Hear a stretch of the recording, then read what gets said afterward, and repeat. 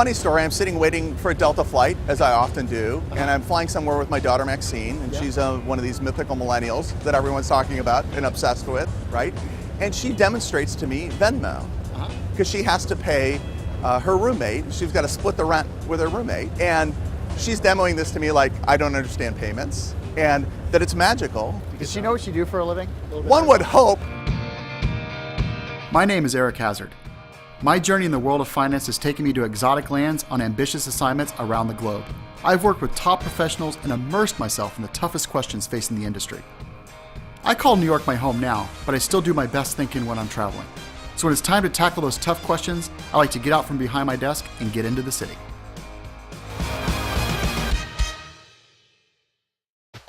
The other day I watched a guy in Starbucks pay for a venti caramel frappuccino with an iPad. He signed his name with his fingernail. The woman in front of me, she paid with her iPhone. At first it got me excited. I thought, FinTech's arrived. But then I thought, wait a minute. Is FinTech just a fancy way to help me pay for a cup of coffee? Is it all just a bunch of apps to do what I already do? People use the term FinTech right now, and I'm trying to really get to what it is exactly.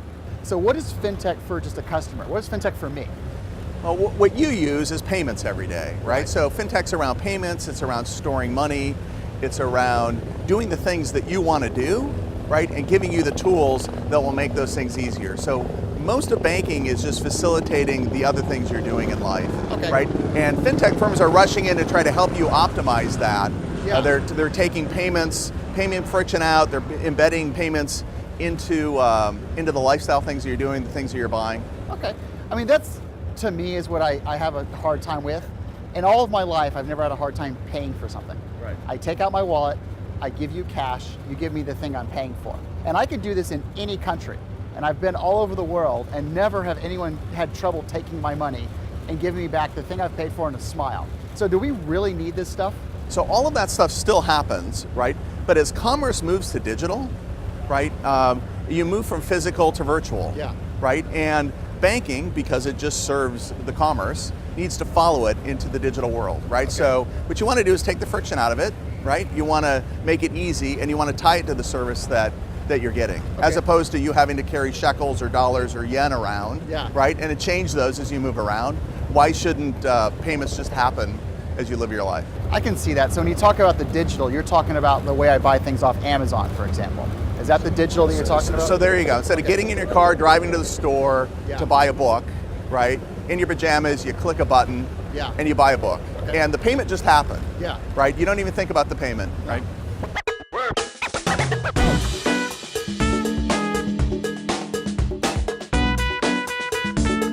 To me, what's key here is the bank.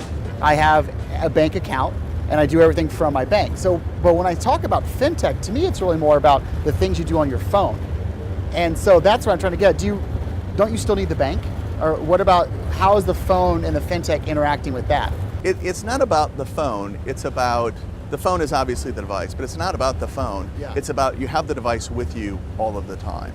So you have all of these services, calendars and maps and banking and payments, advice. You have all of these things with you. So my calendar tells me when I need to leave for a meeting.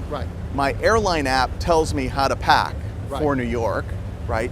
My banking app should tell me how I'm doing financially, right? So there's an opportunity to, one, facilitate the payment, the handing of the check or the shekel or whatever, right?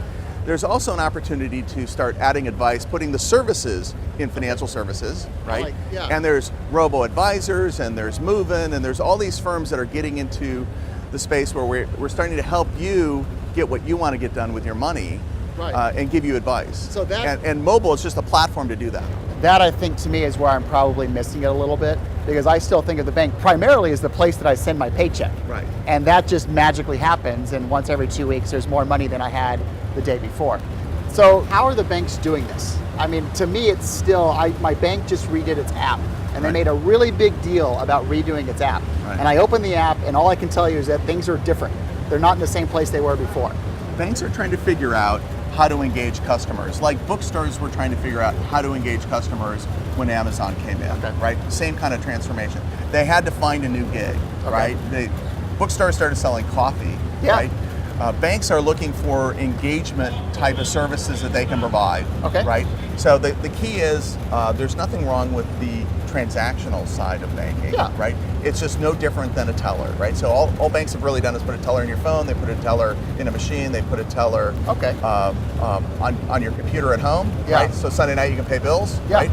But that's not terribly engaging, it's not terribly differentiating, right? So what you're looking for is services up and above that, right? Because I think that are teller, about you, right? That are about you. The teller to me is the person that does the thing. Right. I give you the check, you stamp it, right. It shows up in my bank account. I move money from here to there.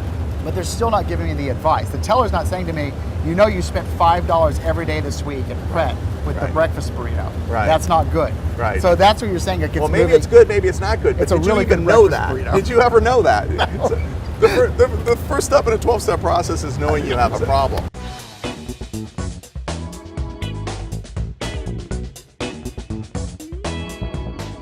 I think about trust. Right. And banks traditionally rank very low on various trust barometers and trust indexes. Does FinTech, do they have the ability to come in and establish more trust with the consumer and those entities and technologies that are handling their finances? You know, I would say it differently. Okay. I would say that banks are not beloved, right? But they are trusted, right? So I do think people trust their banks with their money, and I think FinTechs, mostly built on a banking infrastructure, right? You know, can carry that trust forward. They usually engender that trust by the services they offer, right?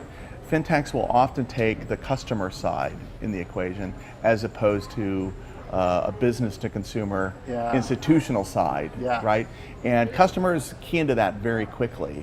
And so you can earn trust through technical needs or technical capabilities, through regulatory capabilities, or you can earn people's trust by being on their side. And that last one is super powerful, and I think that's a bit of a secret sauce that FinTechs have. So that was a really interesting point that you brought up about taking the side of the consumer. And I don't think I've thought of FinTech through that lens. Right. So I can see it now as you're taking the side of the consumer and you're providing them a better experience and how their money interacts with their world. Is that what you're saying? That's exactly it. We're helping them do what they're trying to do as opposed to shuffling them into a large enterprise kind of process of filling out a form and standing in line and complying with the process, right? We're centering the experience around them. I think that's really, to me, what it comes down to is you're helping the person, the individual, do what it is that they want to do. That, to me, I think is where FinTech is really going. It's helping the individual and giving them a much more enriched experience in how they interact their money into their lives. That's exactly it. It's about them and helping them get where they want to go. This has been great. Thank you so much. Thanks, Eric.